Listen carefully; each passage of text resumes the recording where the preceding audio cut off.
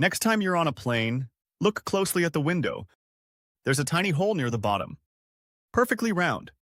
Too precise to be damaged. And here's what makes it strange. Airplanes fly at 35,000 feet. Outside that window, the air is so thin you couldn't survive. So why would engineers intentionally put a hole in something protecting you from that? At cruising altitude, the pressure difference between inside and outside the plane is massive. Thousands of pounds of force are constantly pushing against that window. So the idea of a hole sounds wrong, almost dangerous. But it's actually one of the smartest parts of the design. Here's what most people don't realize. That airplane window isn't a single piece of glass. It's three separate layers.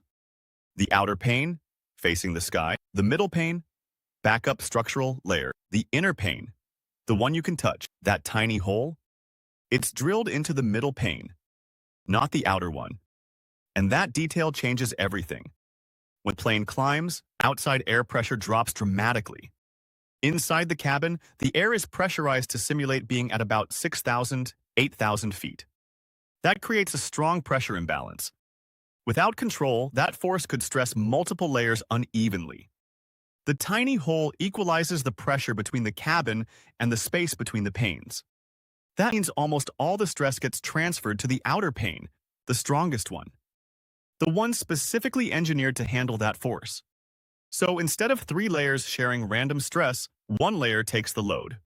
On purpose. That tiny hole you barely notice? It helps decide which layer absorbs thousands of pounds of pressure. Every flight. Every day. But it does something else too. Moisture control. Without that hole, condensation could get trapped between panes. Foggy windows, reduced visibility, and pilots rely on visibility. That small opening allows airflow that prevents moisture buildup.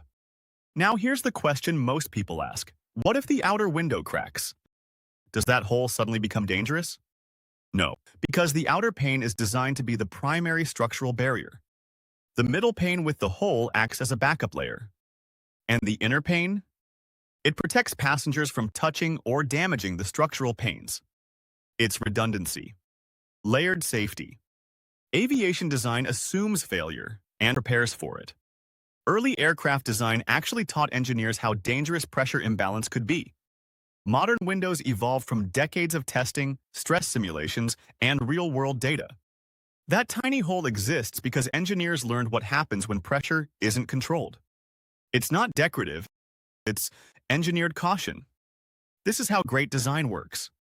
It hides complexity inside something that looks ordinary. A small circle that most passengers ignore. But without it, that window wouldn't function the same way.